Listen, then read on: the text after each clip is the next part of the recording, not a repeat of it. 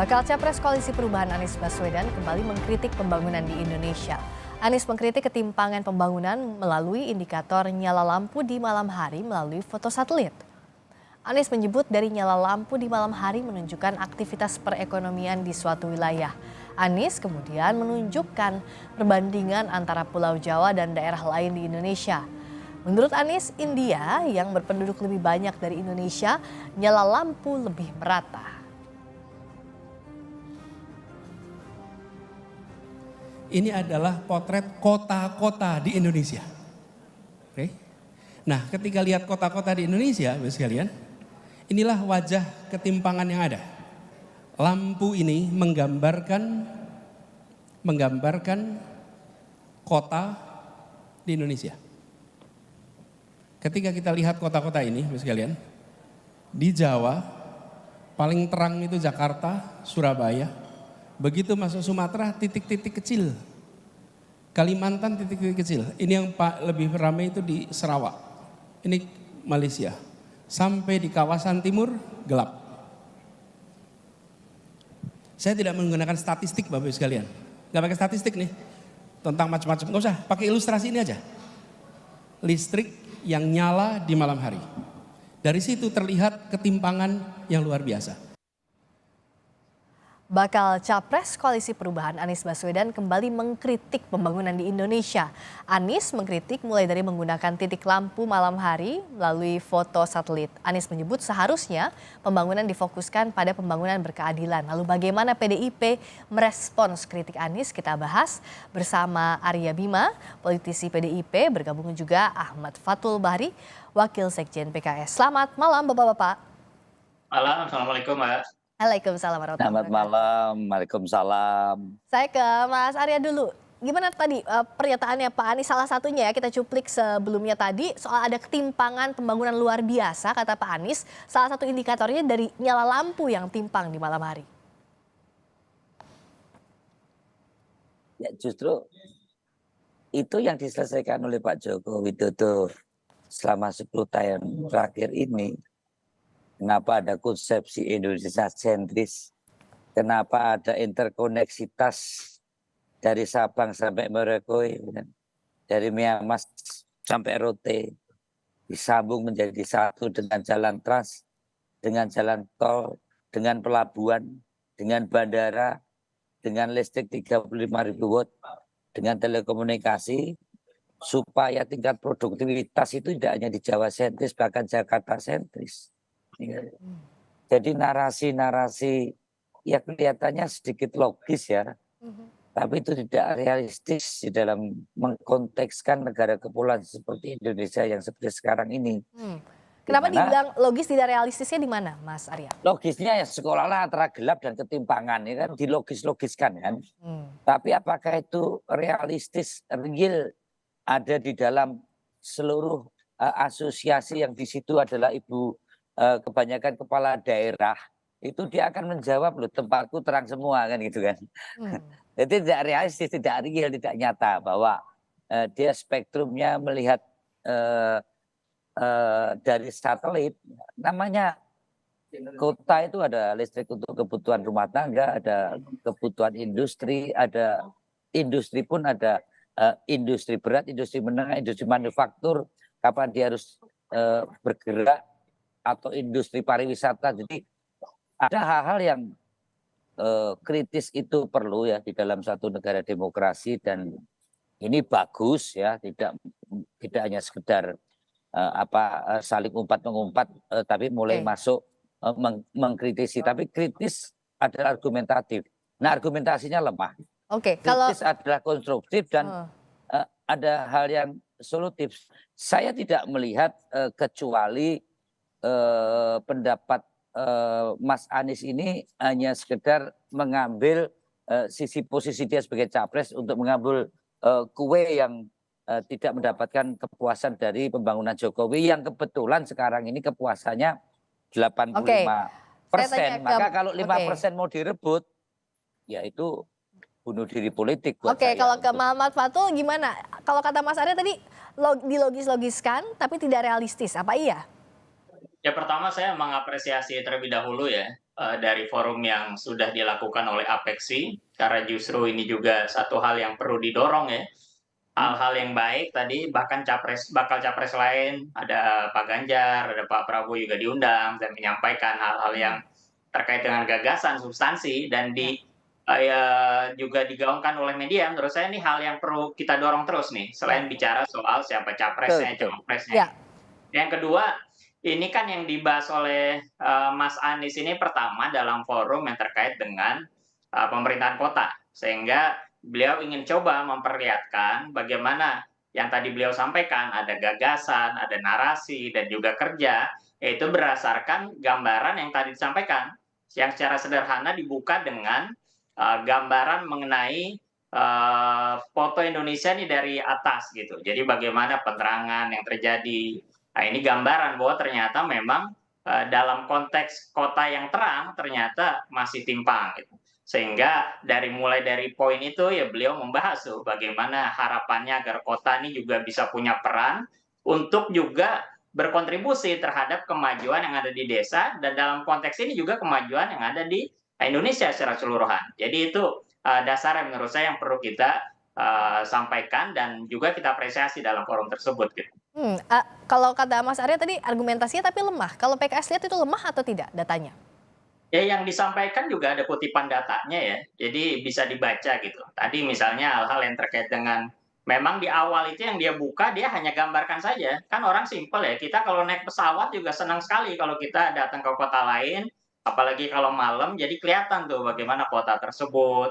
Apalagi kalau ke luar negeri, kita membandingkan Indonesia seperti apa dibandingkan dengan kota luar negeri, kan seperti itu ya. Kalau saya sih ya, sebagai orang Indonesia yang mungkin suka jalan-jalan, melihat kota lain, sebagai Ya. orang Indonesia yang juga suka melihat kalau ke luar negeri seperti apa itu, menarik gitu. Baru masuk ke aspek-aspek yang terkait dengan, aspek kebijakan. Makanya disampaikan misalnya salah satunya konteks, ya urbanisasi itu sebuah kepastian, sedangkan permasalahan kota itu pilihan yang beliau sampaikan tadi kan seperti itu ya. Hmm, Dan disampaikanlah beberapa, oke.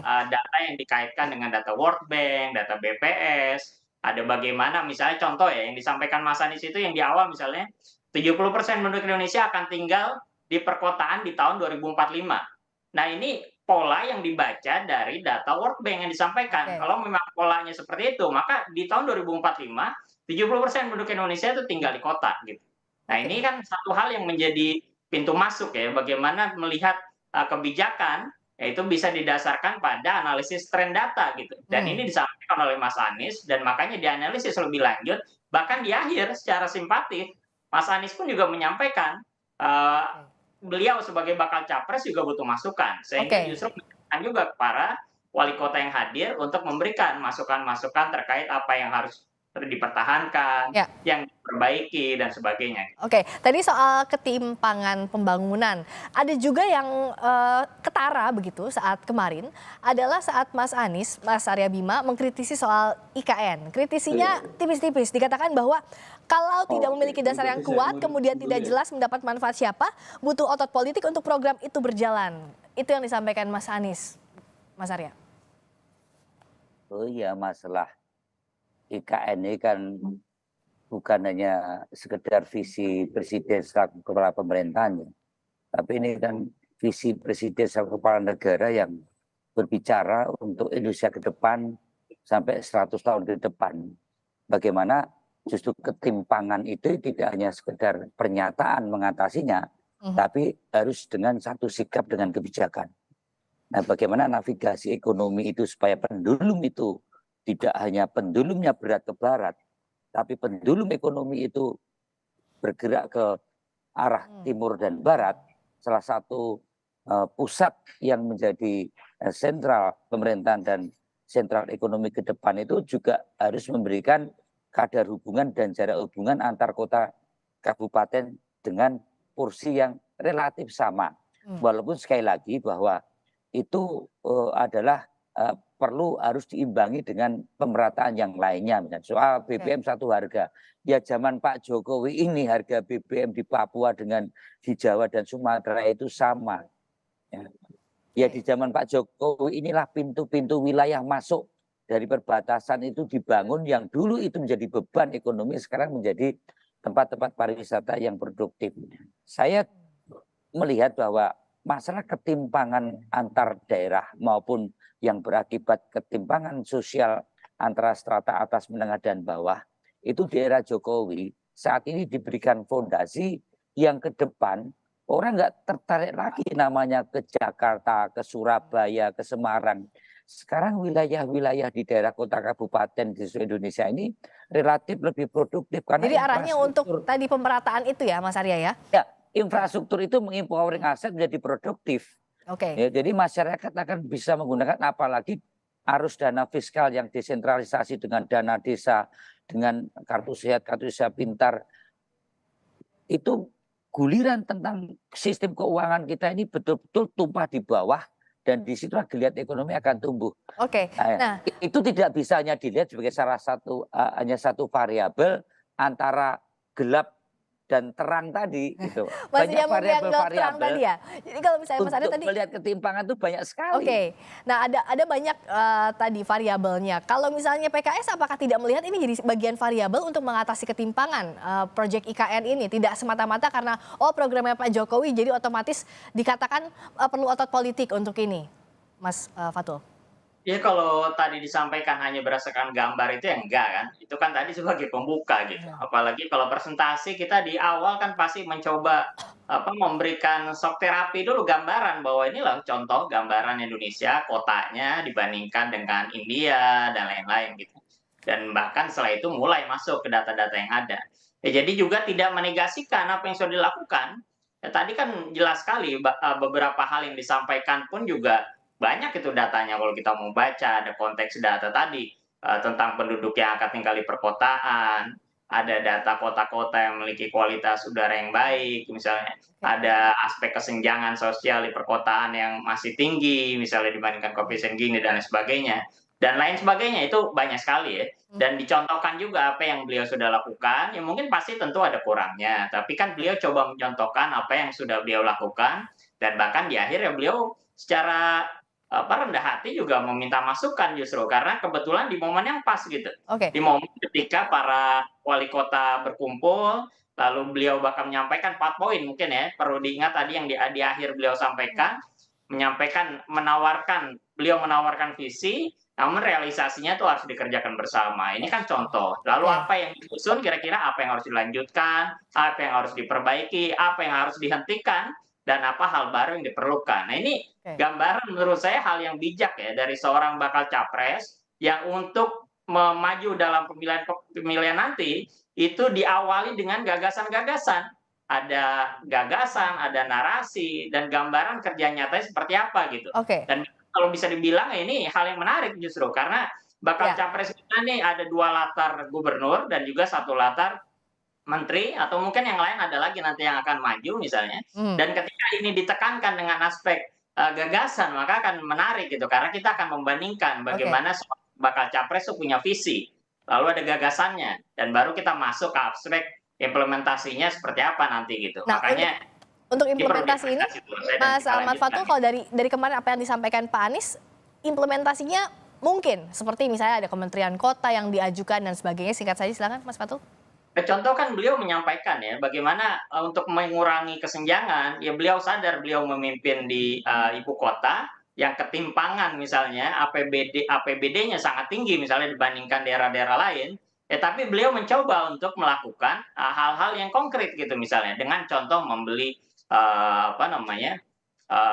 pangan misalnya dari daerah-daerah lain, dari kota-kota lain. Ini kan gambaran kerja-kerja sederhana, kerja-kerja teknis ya, kerja mikro yang beliau contohkan gitu. Ya tentu beliau mungkin belum bicara ke nasional karena belum pernah jadi presiden. Gitu. Contoh-contoh seperti itu, apalagi forumnya nih forum asosiasi para wali kota nih, ini menjadi hal yang relevan menurut saya dan perlu didorong justru lebih banyak lagi forum-forum yang kita tantang, kita challenge menyampaikan gagasan gitu. Mas Arya juga setuju bahwa sekarang yang dibutuhkan adalah forum gagasan, adu gagasan gitu. Tidak hanya soal gimmick-gimmick politik aja.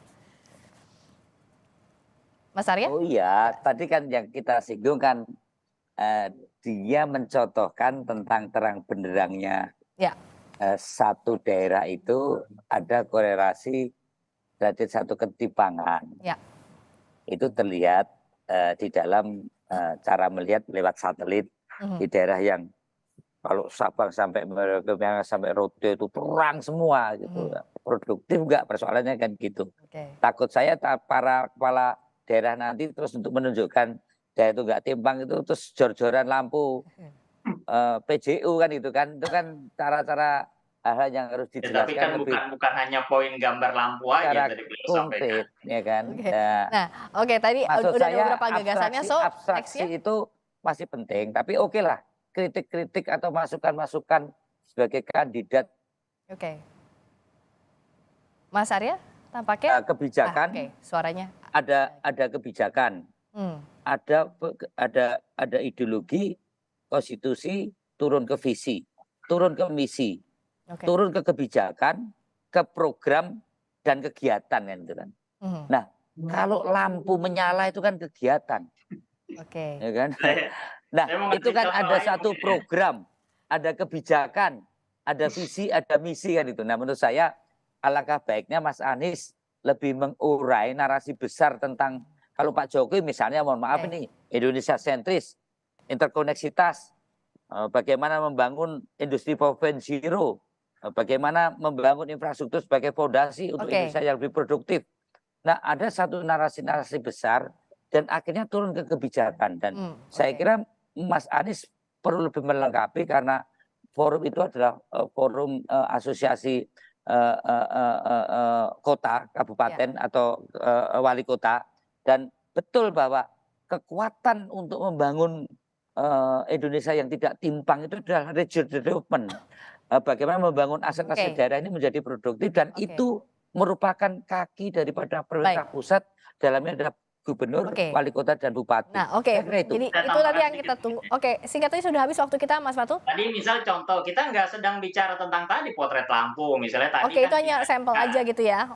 Misalnya contoh ada kemandirian fiskal kota, bagaimana ada yang belum mandiri ini paling besar, yang mandiri ini hanya 26 dan yang mandiri hanya 2 gitu. Dan ini contoh bentuk ketimpangan APBD Jakarta luar biasa dan tadi makanya kenapa Mas Anies sampaikan bahwa yang dibutuhkan itu urbanisasi memang, bukan Jakartanisasi. Ini kan contoh bagaimana melihat pemerataan dari pembangunan dan harapan buat Indonesia ke depan. Pemerataan pembangunan untuk menekan urban. Iya, masing-masing pasti punya programnya. Kita tunggu nanti adu visi misinya masih panjang perjalanan menuju pemilu. Mas Arya juga Mas Fatul Bari, kita tunggu gagasan visi misinya, adu program dari masing-masing capres agar produktif untuk para pemilih juga menentukan siapa calon pemimpin. Terima kasih Mas Arya Bima, politisi PDIP. Terima kasih Mas Fatul Bari, Wakil Sekjen PKS. Selamat malam.